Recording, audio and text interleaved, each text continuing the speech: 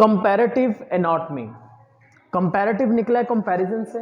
Anatomy का मतलब होता है जब हम बॉडी की इंटरनल सर्कुलेशन, इंटरनल स्ट्रक्चर की स्टडी करते हैं, उसको क्या नाम देंगे? Comparative anatomy. जब हम एनाटॉमी का कंपैरिजन करेंगे, हम असल में टॉपिक पढ़ रहे हैं एविडेंस ऑफ एवोल्यूशन, एवोल्यूशन के एविडेंस। अब बेसिक लेवल से स्टार्ट करते हैं। बायो की एक ब्रांच है, that's name is taxonomy and systematics. Taxonomy और सिस्टमैटिक्स में ऑर्गेनिजम्स की क्लासिफिकेशन के साथ उनके दरमियान जो रिलेशनशिप्स हैं उसको स्टडी किया जाता है। मैं समझाता हूँ। सिंपल सी चीज़ है बेटा, हमारे 4 लिम्स हैं, तो बायोलॉजिस्ट क्या करते हैं? हमारे 4 लिम्स को भी स्टडी करते हैं, मंकी के 4 लिम्स को भी स्टडी करेंगे, एपिक्स के भी स्टडी करेंगे, कैट्स के स्टडी करेंगे, डॉग्स के, डोंकी के, यानी कि इन सभी के वो 4 लिम्स को स्टडी करेंगे। फिर वो देखेंगे, उनका क्या करेंगे? कंपैरिजन करेंगे। क्या इनके जो 4 लिम्स हैं वो स्ट्रक्चरली तौर पर एक जैसे हैं? अगर स्ट्रक्चरली तौर पर एक जैसे नहीं है, क्या वो फंक्शनली तौर पर एक जैसे हैं? क्या उनमें कन्वर्जेंट एवोल्यूशन है या फिर डाइवर्जेंट एवोल्यूशन है? तो असल में जो कंपैरेटिव एनाटॉमी है, हमने लास्ट टाइम बेटा डार्विन का टॉपिक पढ़ा था, थ्योरी ऑफ नेचुरल सिलेक्शन। तो उसमें एक टॉपिक था, उसकी जो पहली हेडिंग थी बेटा, उसकी जो ओरिजिन ऑफ स्पीशीज की एक बुक थी, दैट इज पब्लिश्ड इन 1859, और उसमें एक पहला टॉपिक था डिसेंट विद मॉडिफिकेशन। क्या था? अब इसका मतलब क्या था? डिसेंट विद मॉडिफिकेशन का मतलब यह था कि जो लाइफ है बेटा वो कहां से स्टार्ट हुई है, वो उसका जो स्टार्टअप है वो एक है। डिसेंट विद मॉडिफिकेशन का मतलब क्या है? कि जो लाइफ है,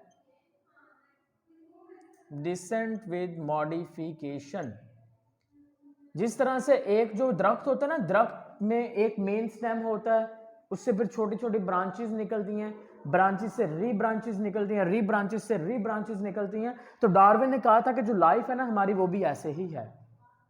यानी कि सबसे पहले एक ऑर्गेनिज्म था, उस ऑर्गेनिज्म से बाकी सारे ऑर्गेनिज्म बने हैं। अच्छा, सोचने की बात है, अगर वाकई में ऐसा है, अगर एक ऑर्गेनिज्म से बाकी सभी ऑर्गेनिज्म बने हैं, तो इसका मतलब यह है कि जो नए ऑर्गेनिज्म बने हैं उनके दरमियान में कुछ ना कुछ रिलेशनशिप तो होना चाहिए ना, होना चाहिए कि नहीं? ज्यादा नहीं कह रहे हम, थोड़ा बहुत तो हो ना, मिलता जुलता। अगर हम सबके इन सेक्टर एक जैसे हैं, अगर हम सबका इन सेक्टर एक है, तो हमारा आपस में कुछ ना कुछ कोऑर्डिनेशन, हड्डियों में, बोन्स में, वर्किंग में कुछ होना चाहिए। उसी चीज को एक्सप्लेन करने के लिए, उसी रिलेशनशिप को समझाने के लिए कंपैरेटिव एनाटॉमी की गई।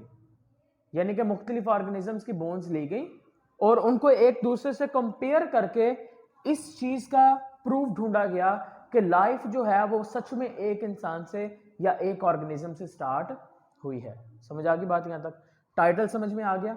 तो टाइटल का मकसद समझ में आ गया कि इस टाइटल का मेन मकसद क्या है? कि एविडेंस हासिल करना इस चीज को प्रूफ करने के लिए। अब हम बात करते हैं कंपैरेटिव एनाटॉमी में थोड़ी सी और।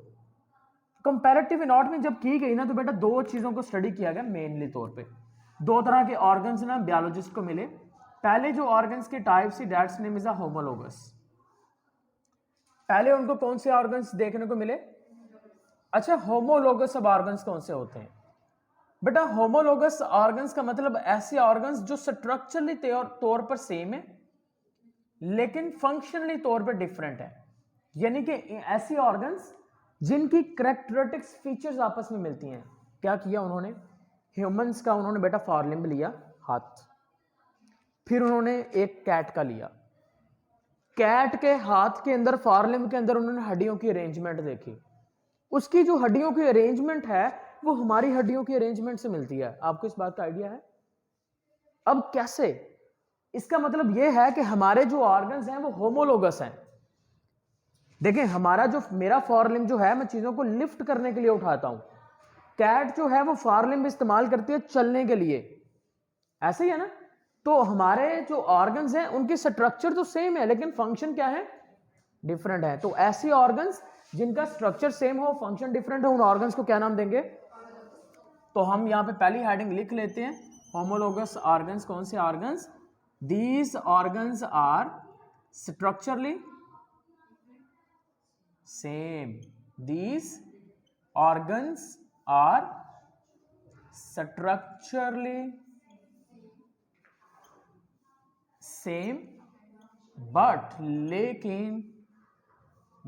लेकिन फंक्शनली डिफरेंट, उसको क्या नाम देंगे? होमोलोगस ऑर्गन्स का नाम दे देंगे। यहां तक बात क्लियर हो गई? कोई कंफ्यूजन तो नहीं आई?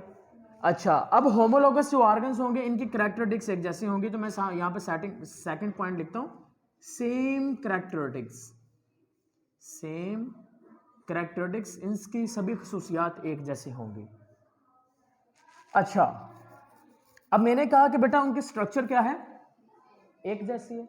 अब देखें यहां पर मैं फर्ज कर लें ह्यूमन का फॉरलिम्ब है, यहां पर कैट का फॉरलिम्ब है, यहां पर शार्क का फॉरलिम्ब है। अब इनके फॉरलिम्ब्स देखें, अगर इनके सभी के फॉरलिम्ब एक जैसे हैं, इनका मतलब है इनका इंसेक्टर एक होना चाहिए। फॉरलिम्ब की अगर अरेंजमेंट एक जैसी है तो इन सब का जो इंसेक्टर है, इंसेक्टर का मतलब जहां से हम बने हैं वो क्या होना चाहिए? एक होना चाहिए।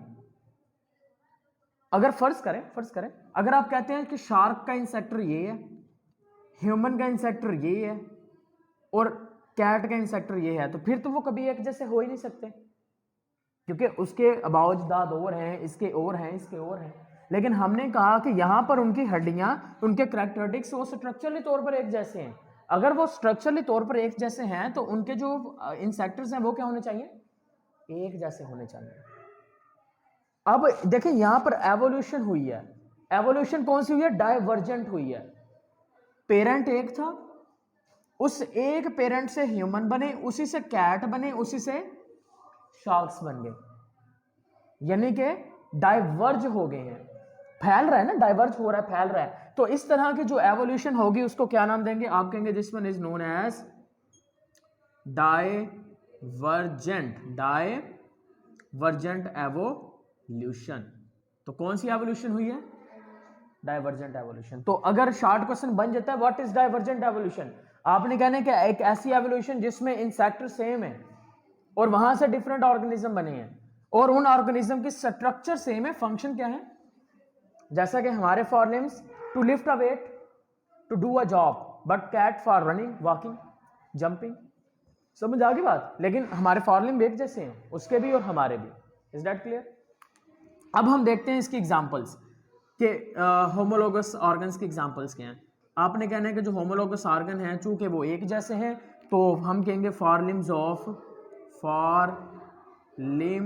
Of humans. अच्छा जी, फिर हम लिख देते हैं फॉर लिम्स ऑफ कैट्स, और फिर मैं लिख देता हूं कि फॉर लिम्स ऑफ शार्क या डॉग वगैरह लिख लें, सभी के एक जैसे हैं। इसका मतलब कैरेक्टरिस्टिक्स एक जैसी है बट फंक्शनली तौर पे क्या है? डिफरेंट है। Is that clear?